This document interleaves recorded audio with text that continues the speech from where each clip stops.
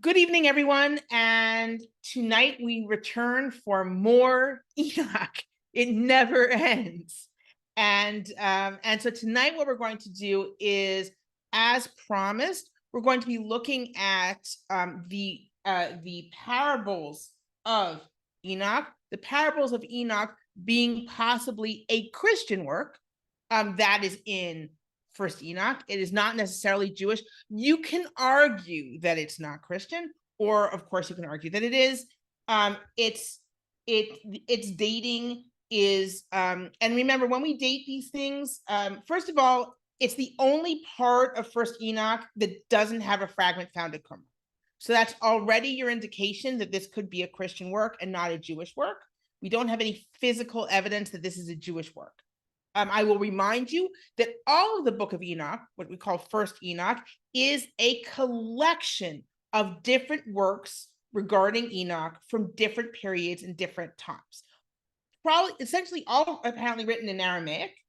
However, they are not written at the same time at all, and some of them are based on others of them. So we're going to kind of remind you. I'm going to kind of have a summary at the end in terms of what of those books, just to remind you what they were and how they were dated. When we look at the Book of Parables, it does seem to refer to the Parthian conquest of Jerusalem. So that would be 40 BCE. So it's got to be later than that. And then it doesn't talk about the Romans. So possibly before 70 CE.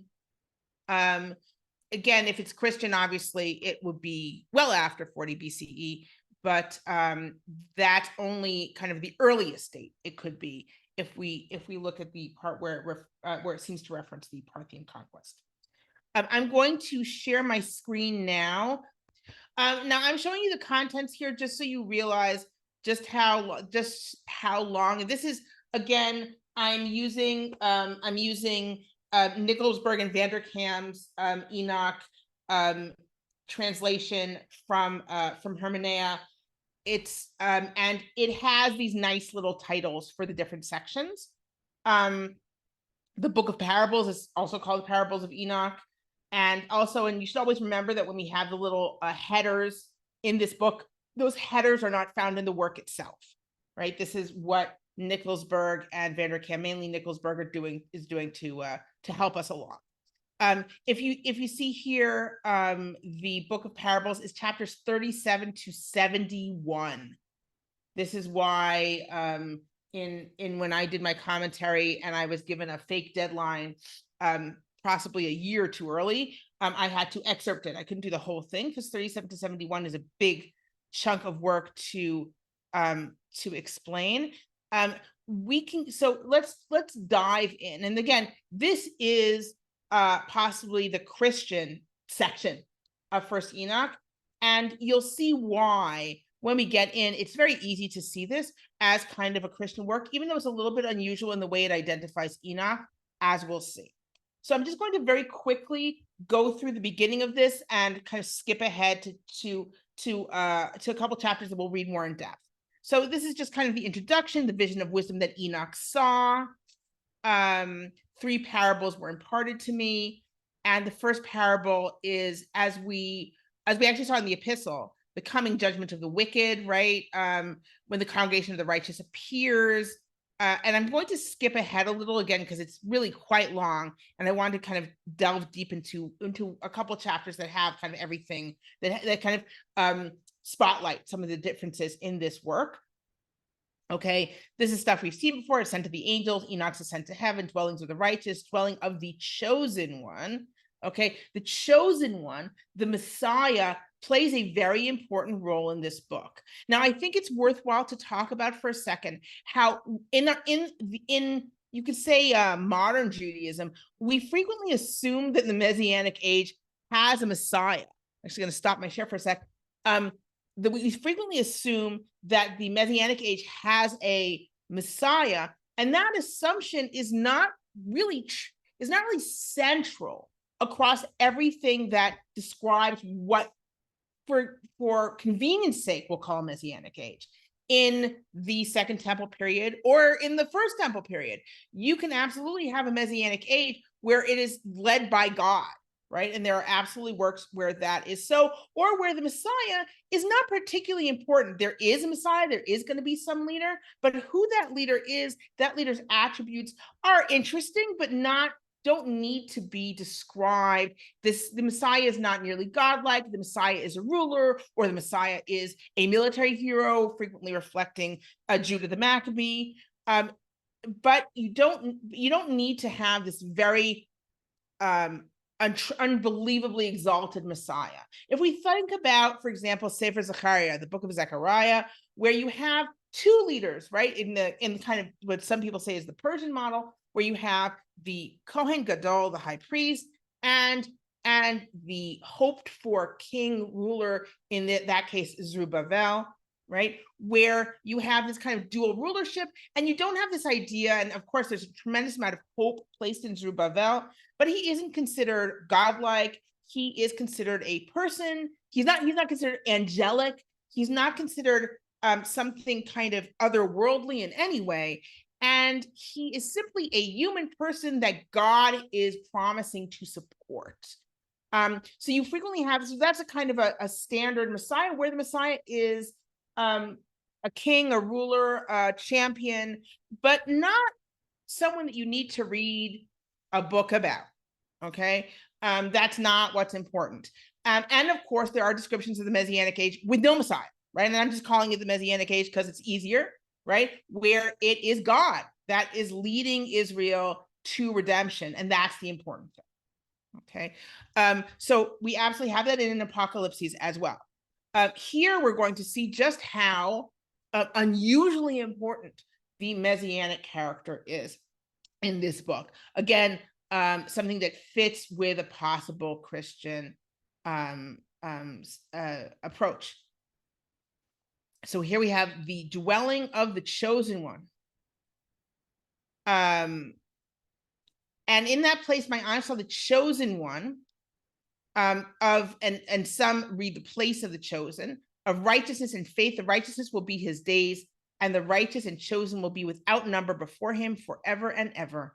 And I saw his dwelling beneath the wings of the Lord of Spirits. Lord of Spirits. Now, a lot of the imagery that is in this book is not foreign to biblical texts.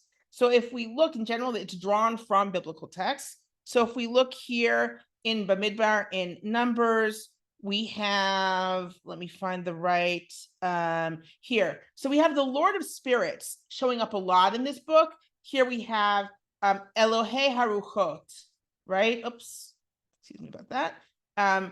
Elohei Haruchot, the God of spirits of all flesh, right? Here it's translating it as, oh God, source of the breath of all flesh, because it's having trouble with this translation, right? This isn't the only place we have it in Numbers and Bamidbar. So it's, these phrases aren't coming out of nowhere, okay? And we'll see that, for example, my chosen one, here in Yeshayahu and Isaiah, we have Bichiri Ratzta Nafshi, my chosen one, that my soul, as it were, desired. This is the God's servant in Isaiah, right? So he's called the chosen one. And we're going to see that that other phrases that are a little bit unusual. In fact, let me just go through a few of them now. So we're going to see the throne of glory. Throne of glory we see in two meanings. One is God's throne itself. So here in Yirmiyahu and Jeremiah, we see here your glorious throne, right? Kisei Chvodecha. And here it's clearly referring to, for your name's sake, do not disown us, do not dishonor your glorious throne. This is where God sits. However, we also see, right, in Isaiah, not just in Isaiah, also in Samuel and Yeshayahu and in Shmuel, we see the idea that the ruler, right, or the, David, the Messianic figure, right, has a seat of honor, kisei kavod. Here's where it's being translated as a seat of honor, but it's the same phrase in Hebrew. It's throne of glory, right? Which is a honored place at God's side. So it can be used either way, okay? So we're going to see that phrase used here as well. Okay, so here Enoch sees the place of the chosen one, namely the Messiah. It's beneath the wings of God, of the Lord of Spirits, Elohei Aruchot. Okay, and he praises God, and the watchers praise God here. So I've heard this. You guys have asked me this before. That why am I translating? Why do I say when I say watchers? Why do I use watchers for regular angels? Because this is something that we see throughout. Hold on just a moment, please. So why do I use the word watchers? I'll say watchers instead of angels even when I'm not referring to rebellious angels. We see this in here also. The watchers praise God. That's just the title that Nickelsburg is giving this.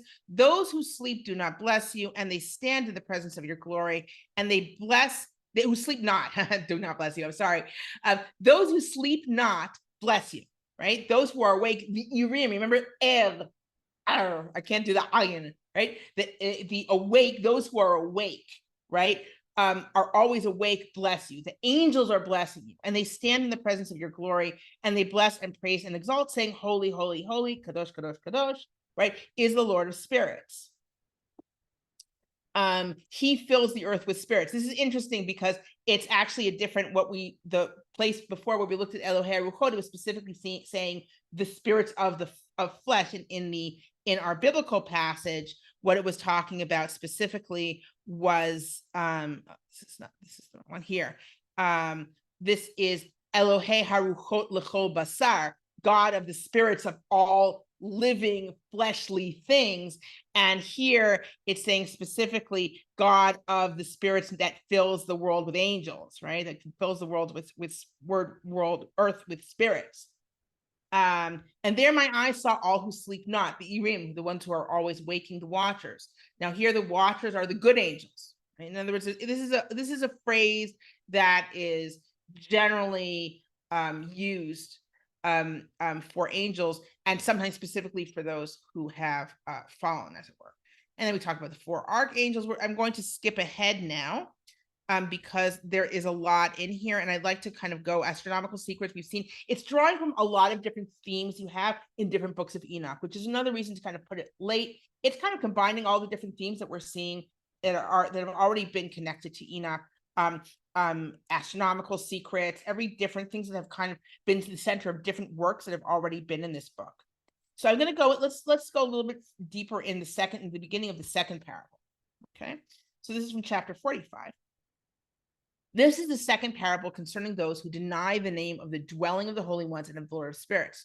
To heaven they will not ascend, and on earth they will not come. Thus will be the lot of the sinners who have denied the name of the Lord of spirits. We're talking about God, right? Who will be kept thus for the day of affliction and tribulation. On that day, my chosen one, right, the Messiah, will sit on the throne of glory, God is saying, and he will test their works. Actually, yeah, I think that it should be Enoch speaking. So I'm not sure why he's calling it my chosen one, but it is more of a quote of the biblical verse, because there it's God speaking, my chosen one in Isaiah. So my chosen one will sit on the throne of glory, and he will test their works, and their dwelling places will be innumerable, and their souls will be distressed within them, because these are the sinners, when they see my chosen ones and those who appeal to my glorious name. So once again, we have the sinners and the righteous, right? So we have my chosen one, the Messiah, and my chosen ones, who are the people who are the good guys. On that day, I shall make my chosen one dwell among them, and I shall transform heaven and make it a blessing and a light forever. I shall transform the earth and make it a blessing. This is the end. This is the hope for, and where we punish the sinners, but we make the world a great place for the holy. And my chosen ones I shall make to dwell on it, but those who commit sin and error will not set foot on it, for I have seen and satisfied my righteous ones with peace.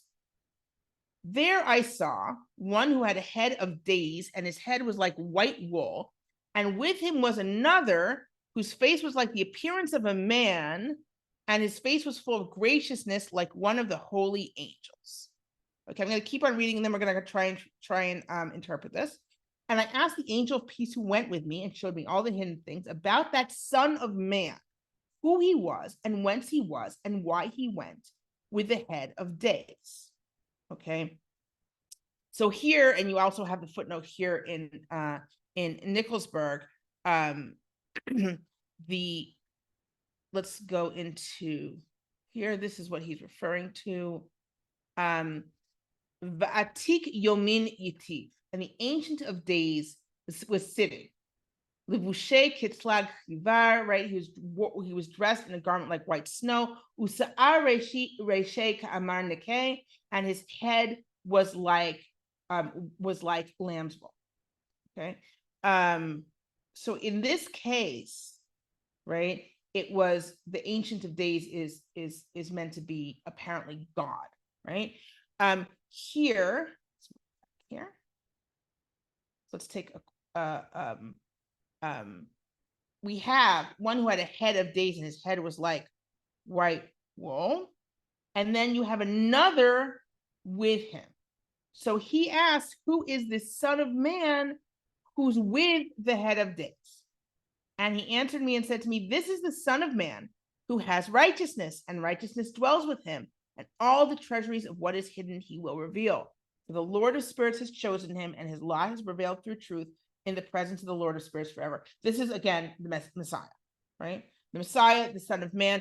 So Son of Man is something that, of course, Jesus is called. Son of Man is also a phrase that's used a lot for Ezekiel. In the book of Ezekiel, you have Ben Adam, right? So we don't usually translate as son of man. We translate as human being, right? Ben Adam, person, right? So, but in early Christianity, very quickly it becomes translated as son of man, son of man, son of man. So here we have him being called son of man, right? He's a Ben Adam.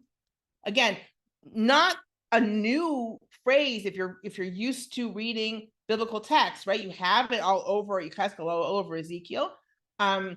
But it takes on a special meaning once we get to early Christianity and Christianity as a whole.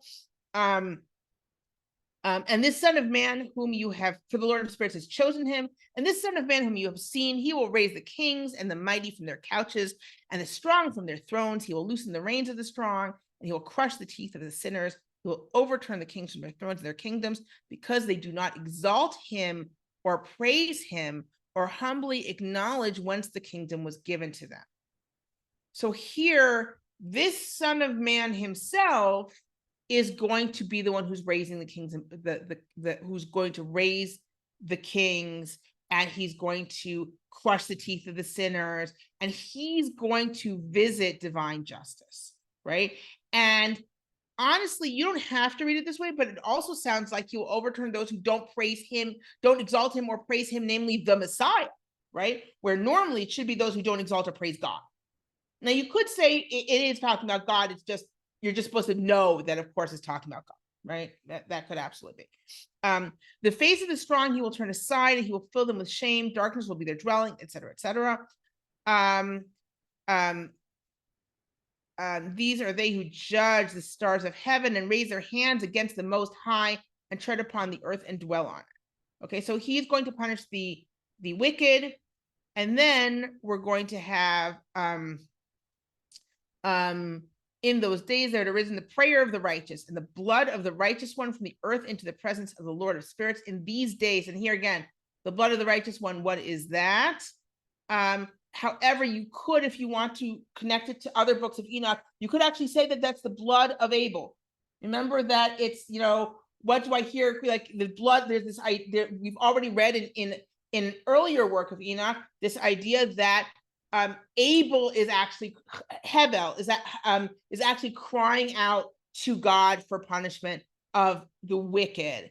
And so it could actually be a reference to that, or it could be it could be more of a Christological idea. From the earth into the presence of the Lord of spirits. In these days, the holy ones who dwell in the heights of heaven were uniting with one voice. They were glorifying and praising and blessing the name of the Lord of spirits, and were interceding and praying in behalf of the blood of the righteous that had been shed. As I've said before, it's a very clear understanding that part of the job of angels is to pray for those deserving of it. That angels have a job, which is to intercede for the righteous. Now, we don't see that in in earlier biblical texts, but it is absolutely a common idea in Second Temple literature.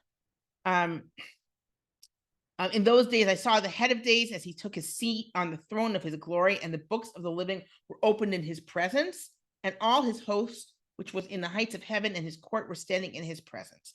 And here we have the books of the living. We've seen elsewhere where those books are essentially what is written about what's going to happen. Here it seems more closer to what we're used to in terms of the books that are the metaphorical books that are opened on Rosh Hashanah, the books of judgment, right? And the hearts of the Holy One were filled with joy, for the number of righteous was at hand, and the prayer of the righteous had been heard, and a reckoning of the blood of the righteous ones had been required in the presence of the Lord of spirits. And then there's the naming again. We have this tremendous emphasis on Messiah here, which we don't see elsewhere, right? So this tremendous, again, yes, there are absolutely places that talk about the Messiah, and there are places where it seems that they're referring to Yehuda Maccabee, Judah the Maccabee, or that they don't know, but there is someone who's absolutely hoped for.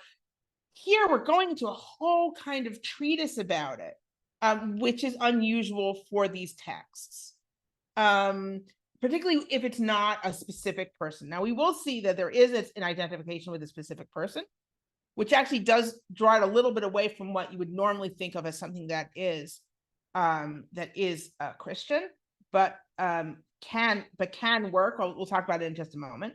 Okay, so here it's going into detail about the Son of Man chosen one is named. Now we do have, in Isaiah, of course, talking about what the Messiah is going to be like and what his abilities will be. But here we have a longer text. In that place, I saw the spring of righteousness, and it was inexhaustible, and many springs of wisdom surrounded it. And all the thirsty drank from them and were filled with wisdom, and their dwelling places were with the righteous and the holy and the chosen. And in that hour, that Son of Man was named in the presence of the Lord of spirits, and his name before the head of days, even before the sun and the constellations were created, before the stars of heaven were made, his name was named before the Lord of spirits. Does anyone remember? Does this ring a bell to anyone? There's a well-known midrash that one of the things created before the creation of the world is the name of the Messiah, right? That is actually a rabbinic tradition as well, that before the creation of the world, the name of the Messiah existed. And the idea of that is an idea that before all this stuff happened, the cure was already prepared, right? Before all of the world's difficult history, already God had prepared what was going to bring us out into redemption. But here we also have this idea that before the sun and the constellations were created, before the stars of heaven were made, this Messiah's name was named before God.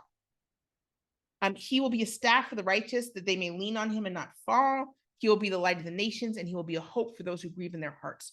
All who dwell on the earth will fall down and worship before him, and they will glorify and bless and sing hymns to the name of the Lord of spirits. So on the one hand, they're falling down and worshiping before the Messiah, apparently, who is going to be a light of the nations, like the nation of Israel itself, right? But they're praising God. They're praying to God. For this reason, he was chosen and hidden in his presence before the world was created and forever. And the wisdom of the Lord of spirits has revealed him to the holy and the righteous, for he has preserved the lot of the righteous. Only the righteous know who this guy is. For they have hated and despised this age of unrighteousness. Indeed, all its deeds and its ways they have hated in the name of the Lord of spirits. For in his name they are saved, and he is the vindicator of their lives. Okay, and then we have the destruction of the mighty, and I'm just going to go forward relatively quickly. And then for wisdom has been poured out like water, and glory will not fail in his presence forever and ever. This is the Messianic age, right? With spirit, with wisdom, and spirit of wisdom and the spirit of insight is, of course, already drawn from Isaiah and similar descriptions, particularly Isaiah. But the idea, but we can already see why this works very. I mean, it reads like it could very easily be a Christian work, right? Because we have this tremendous emphasis on the Messiah. The Messiah has almost almost otherworldly or otherworldly powers. He has a special place by God, which is not new, right? In the tradition that the Messiah, that the Messianic chosen one is going to sit at God's right hand, as it were. But this cosmic status of the Messianic figure is relatively unusual. So I just want to take a quick look to make sure that there isn't anything else I want to point out. Oh, by the way, let me show you. So you know what? I would like to show you. Let me show you that midrash actually. So the Gemara says, "Avur de Gehinnom be'erev Shabbat Ibri," right? Was the flames of hell essentially created on Shabbat Eve, and it's Vahatanya, right? And it says, but there's a brayta that says, "Shiv'at dvarim nivru kodem shenivra ha'olam ve'eluhen Torah u'tshuva v'gan Eden v'gehinom v'chisei kavod u'beit hamikdash u'shmo shel Mashiach."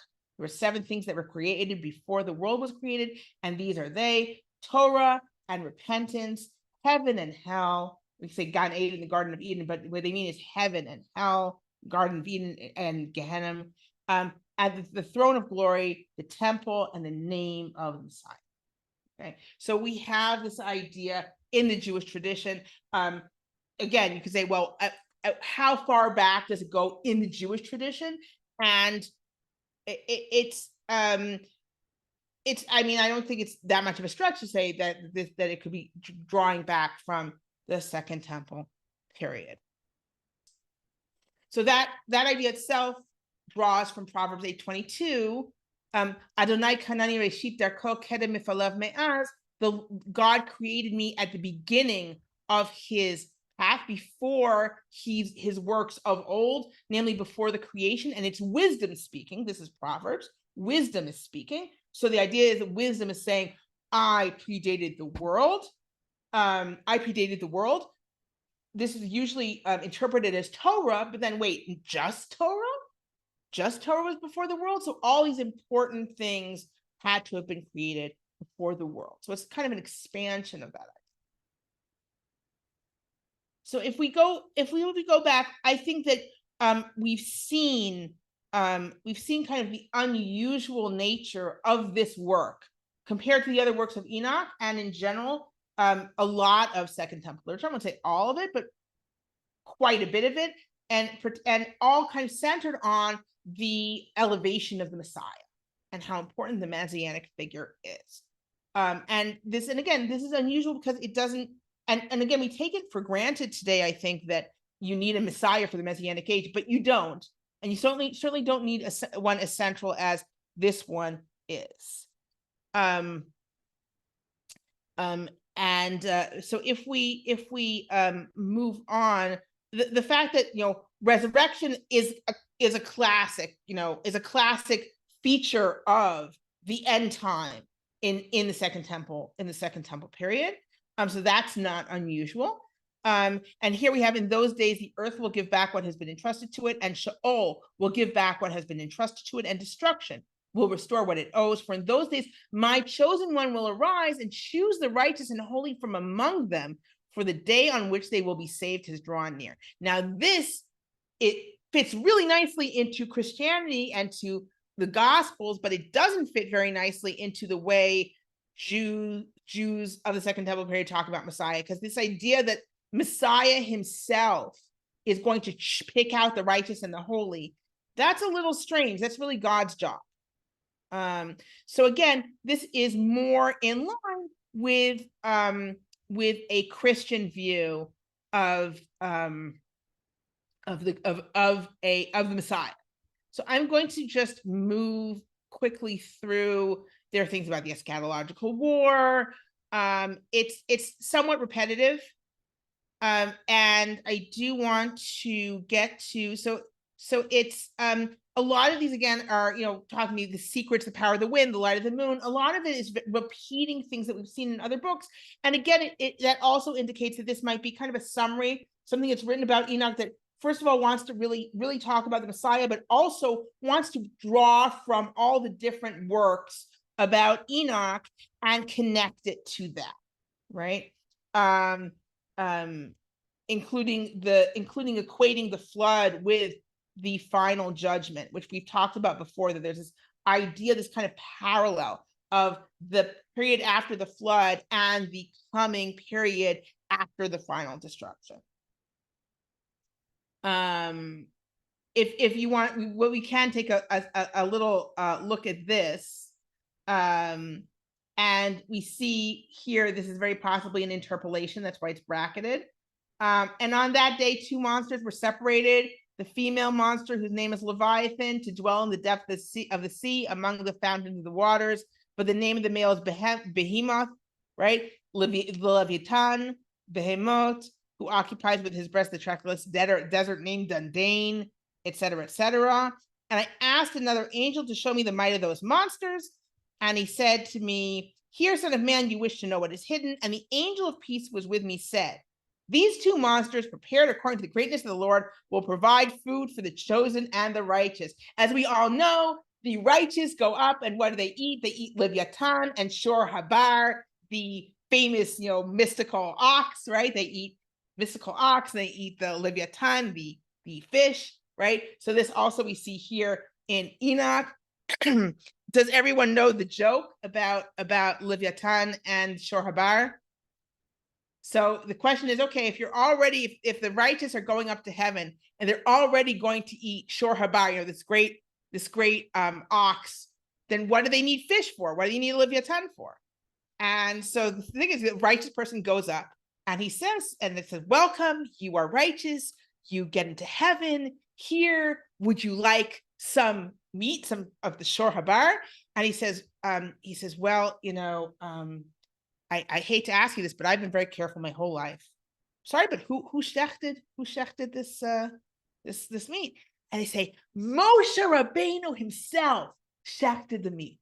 And he says, "Okay, and who was mashgiach?" Say, "God was the mashgiach." Okay, I see. All right. Do you have any fish?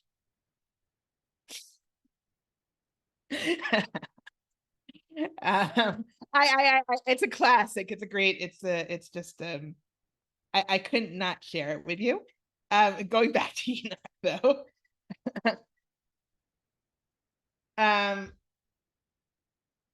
So at least I saw you laugh. It's disconcerting when you don't hear the laugh. So here we go. Okay, so but that was probably a later insertion. Okay, because it cuts into the flow of these chapters. And I'm just going to kind of go very quickly through this, because I think, and then here we have again the enthronement of the chosen one. The Messiah is just really the Messiah, and how important its Messiah is, and how elevated the Messiah is very, very important in this work. Presiding over the great judgment. I'm gonna again. This is a fairly long book. I do want to get to the conclusion of it though. All right, so the end of the third parable is the judgment. They had great joy. They blessed and glorified and exalted, because the name of that Son of Man had been revealed to them.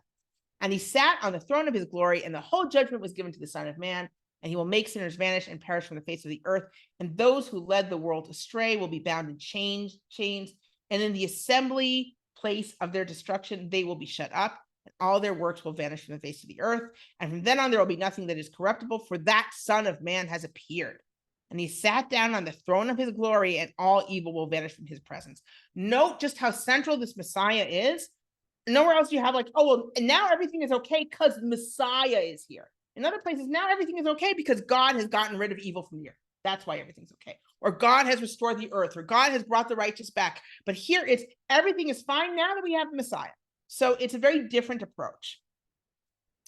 And then here we have some very possibly later additions to kind of end the book, right? So Enoch is taken away. He's lifted up into the presence of that Son of Man. He's taken to the garden of the chosen and righteous. Let me move to the punchline. Hold on. And this is the punchline. And that head of days came with Michael and Raphael and Gabriel and Penuel and thousands and tens of thousands of angels without number. And he came to me and greeted me with his voice and said to me, you are that Son of Man who was born for righteousness, and righteousness dwells on you, and the righteousness of the head of days will not forsake you. And he said to me, he proclaims peace to you in the name of the age that is to be, for from there peace has proceeded from the creation of the age. Okay, shocker, right? Enoch is this Messiah. He is the Son of Man. He is the Son of Man who was born for righteousness. He is the chosen one. Now, I have to say, he's being called the Son of Man here. He's not being called the chosen one. And there are many indications that this is added on this end. First of all, in all the previous section, in the whole previous part of this book, Enoch has been seeing the son of the chosen one. He's been reporting on the chosen one. He's actually confused about who the chosen one is. This chosen one's identity will only be revealed to the righteous. So to say that, oh, you're the chosen one, wait, what do you mean, right? It's the term that's being used here is Son of Man as opposed to chosen one, right? Which is what we would expect. If you really want to be very clear on his identification, we say, you are the chosen one. Right. And instead it's you are the Son of Man, which certainly any Christian certainly would already say, oh yeah, Son of Man, that's the Messiah. But it doesn't, you could also nitpick. So it seems like this ending has been added so that you can kind of cement, okay, the whole point is that Enoch is the Son of Man. And then if this is a Christian work, then the idea is that Jesus is Enoch, right? That identification works. Now, as we've talked about earlier, and as people have brought up, in Third Enoch and that tradition, Enoch becomes Metatron, right? Becomes this very powerful angel. So you could say that there are kind of parallels here in terms of wanting a connection between Enoch and something with powerful otherworldly abilities. And perhaps that's what's going on. It is a little weird, right? Because you wouldn't think that there'd be that strong a tradition of Jesus being Enoch. And that's what you would have to say for that little addition to work in this book. However, it does seem, and again, I was pointing out to you, and it's throughout the book, the importance of the Messiah, the way the Messiah is being described, the role of the Messiah, particularly in punishing the wicked, in choosing out the righteous, in being very involved in kind of the resurrection, and all of that seems, and the idea of the blood of the righteous one, that all seems to be connected to Christian concepts. I do think, let me find where just a moment. I'm looking for where the Parthians are in the eschatological war. So we do have it actually mentions the Parthians. In those days, the angels will assemble themselves and hurl themselves toward the east against the Parthians and Medes. They will stir up the kings, and a spirit of agitation will come upon them, and they will shake them off their thrones. They will break out like lions from their lairs and like hungry wolves in the midst of their flocks. They will go up and trample the land of my chosen ones, and the land of my chosen ones will be before them like a threshing floor and a beaten path. But the city of my righteous ones will be a hindrance to their horses. In other words, the Parthians and the Medes will not be able to conquer Jerusalem. Now, the Parthians did, in fact, conquer Jerusalem. And that's what this is referring to. It's probably saying they did in the past conquer Jerusalem, but in the eschatological war, they will not be able to. Right? That's the possible point. That's the possible point of this. This is what that's what Nickelsburg proposes. That what this is this kind of a replay of that battle against the Parthians where they don't win. And that's why you want to say Parthians and the Medes. Now, again, if you're talking about a time between 40 BCE and 70 CE, that war against the Parthians is in people's minds, right? Today, we're like, Parthians? What Parthians? Because we only think of the Romans. That kind of eclipsed the whole Parthian thing. And so if we take a look So so again, there we go back to that idea of dating and how we date these works, which is we generally date these books according to their predictions and what historical events those predictions, quote unquote, refer to. And at what point they are no longer accurate. So I turn back here to again look at the sections of Enoch, so we can kind of remember where we are in the book. We've been skipping around a bit. The Book of the Watchers is in fact considered to be the earliest part of the Book of Enoch. 250 to 200 BCE. Remember that, again, Jubilees is written around 160 BCE, presumably, and it bases itself on the Book of the Watchers. We're going to actually trace that tradition when we talk about the Watcher story specifically. So as promised, next class, we'll talk about Third Enoch because people wanted to kind of dive into that a little bit. But after that, we're going to look at the Watchers myth as it develops from Enoch through Jubilees. So we are going to go back to this and read it more in depth, which is why I gave it a little bit short shrift when we were doing it together now. We're going to go into that story in depth and then trace it through Jubilees. The Book of Parables, which is what we were just looking at, that's again between 40 BCE, the Parthians, and 70 CE, the Romans. Remember that because it doesn't refer to the Romans as an important thing, it refers to the Parthians and Medes, that means that probably the Romans are not considered, they're not in the consciousness. What this is calling the Book of the Luminaries is what we usually call the astronomical book.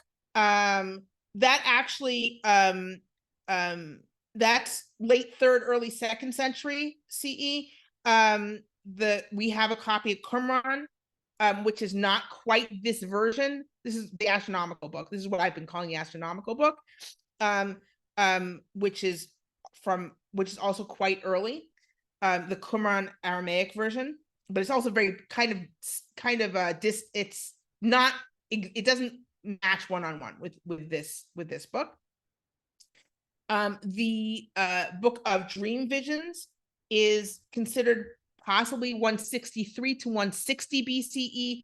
That short range is because there are indications that it's from shortly after the battle at Beit Sur.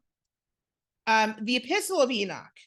Whenever we see these narrative bridges, so it's not super clear, they were added on at some editing stage. The Epistle, early 2nd century BCE, so that's later than the Book of the Watchers, but before the decrees of 167 BCE. Again, because it doesn't mention them, because it doesn't refer to them. So we can say, okay, so it's later than the Book of the Watchers because it's drawing from the Book of the Watchers, but it must be before the decrees. Now, I will say that in terms of resurrection, only the Epistle of Enoch and the Parables mentions resurrection. The birth of Noah, that's the Noah text that we looked at, and we compared it with the Genesis Apocryphon, if you'll remember. I don't see a conclusive dating for the birth of Noah, probably because it doesn't really refer to historical events. So it's hard to date it. And then the final book, let's take a very quick look. This is kind of the addition to conclude the book. Another book that Enoch wrote for his son Methuselah, and it's just kind of a chapter that closes the book out. You who have observed it and are waiting in these days until the evildoers are brought to an end and the power of the sinners is brought to an end, you wait until sin passes away. For their names will be erased from the book of life, and from the books of the holy ones, their descendants will perish forever. And it's not adding a lot, it's adding more about heaven and hell. And I asked one of the holy angels who were with me, what is this glorious place? For there's no heaven, but only flames of fire that are burning, and the sound of weeping and crying and groaning and severe pain. And he said to me, the place that you see, here are thrown the spirits of the sinners and blasphemers and those who do evil, and those who alter everything that the Lord has said by the mouth of the prophets about the things that will be done. For there are books and records about them in heaven above, so that the angels may read them and know what will happen to the sinners and the spirits of the humble, and those who afflicted their bodies and were recompensed by God, the good guys, and those who were abused by evil men. those who love God and do not love gold and silver and all the good things that are in the world. Remember, rich people are evil, as in certain parts of Enoch. And the Lord tested them much, and all their blessings I have recounted in the books, and He's recompensed them for their lives, etc., etc., etc., etc.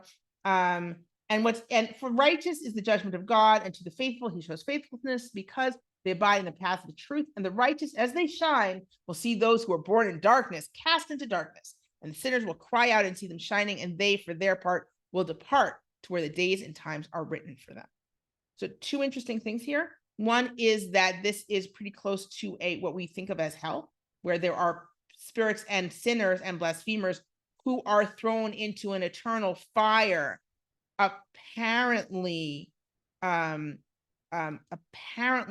away until the final time. You can say it's that as they wait until sin passes away, they are in fact in flame and pain. And the other is this interesting note that that one of those sins, here we are, and those who do evil and those who alter everything that the Lord has said by the mouth of the prophets about the things that will be done. This is a place where the people go who alter the words of the prophets about what's coming.